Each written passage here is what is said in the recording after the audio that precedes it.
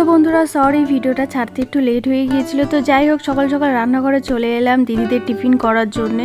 আর এখানে দেখতে পাচ্ছ সব জোগাড় করে নিয়েছি। আর টিফিন করার পর একটু চা করলাম।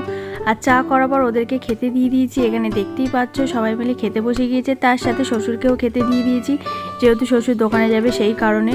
আর এখানে মা এখনও পর্যন্ত লুচি ভাজছে, কারণ অনেক লোকজন আমরা সেই কারণে। আর তারপর চলে গিয়েছি আমি দুপুরে রান্না করার জন্য। আর ওরাও বাড়ি চলে গিয়েছিল। আর দুপুরে রান্না আজকে দেখো কি হয়েছে। এইটা হয়েছে আজকে আমাদের দুপুরের রান্না। তো যাই হোক দারুণ লাগলো খেতে। আর বিকেলবেলা মা গিয়েছিল লোকনাথ মন্দিরে, যেহেতু আজকের 19শে জ্যৈষ্ঠ। আর তারপর আমি চলে গিয়েছিলাম ঠাকুর ঘরে। আর যেহেতু পরের দিনকে সোমবার, সেই কারণে এখানে প্রত্যেক সোমবার এখানে দুধ দিয়ে শিব ঠাকুরকে পুজো করা হয়, তাই আমি একটু দুধ রেখে দিয়েছিলাম। আর দেখতে পাচ্ছ আমার সন্ধ্যা দেওয়া হয়ে গেছে। তারপরে আমার জন্মদিনের গিফট সিনু আর দিশা মিলে টোস্টার দিয়েছিল, সেটাকে একটু ব্যবহার করে দেখছিলাম। আর তারপরে খেলাম ফুচকা। ভিডিওটা ভালো লাগলে একটা লাইক, কমেন্ট, শেয়ার আর সাবস্ক্রাইব করে দিও। তো দেখা হচ্ছে নেক্সট ব্লগে। টাটা।